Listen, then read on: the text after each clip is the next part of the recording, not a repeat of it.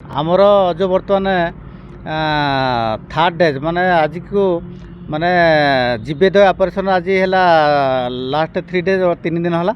तो आमर अनुगुल सर्कल डाक्तर संजय कुमार स्वाई आरसीसीएफ अनुगुल सर्कल एवं आमर बनखंड अधिकारी महोदय नीतीश कुमार एवं जरपड़ा वनांचल अधिकारी महोदय श्रीयुक्त माधव चंद्र नायक तांको नेतृत्व में आम जो टीम आज गठन कराई जे आमे जीवेदय ऑपरेशन आम आज गोटे जगह आज सर्च ऑपरेशन करवा। तो आम आज रखीलु सर्च ऑपरेशन उगी बीट गोटे जगह से रोचे पितावली पीढ़ एरिया। तो से पितावली पीढ़ एरिया से लोक थिला किशोर चंद्र साहू। तो आम खबर पाइलु किशोर चंद्र साहू घरे किछि बंदूक अच्छी एवं से वन्यजंतु शिकार संश्लिष्ट अच्छी। तो आमर वनांचल अधिकारी श्रीयुक्त माधव चंद्र नायक नेतृत्व में से आईआईसी जरपड़ा एवं तांकर स्टाफ एवं आमर आईएफएसआर प्रोफेसनर जेन सार और जरपड़ा वनांचल समस्त 3 सेक्शन गजमित्र स्क्वाड मेंबर और स्टाफ मान समस्त मिसी आज सर्च वारंट धरी आम उगी गाँव पहुँची एवं किशोर चंद्र नायक घर जा किशोर चंद्र साहू घर जा पहुँचलु देखिलु घरे गोटे बंदूक अच्छी।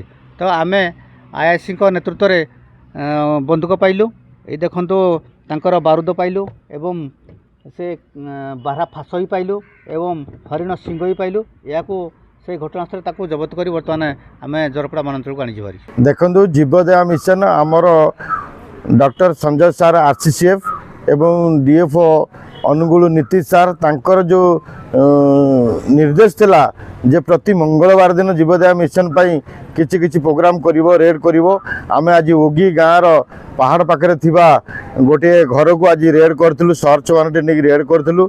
से घरे देखिलु जे 2टा बंदूक बाहरिला एवं किछि मिरिग सिंह 4टी बाहरिला किछि गोली ता भितर बाहरिला एवं जो फासरे से जंतु शिकार करे से फास गुड़ा किछि बाहरिला।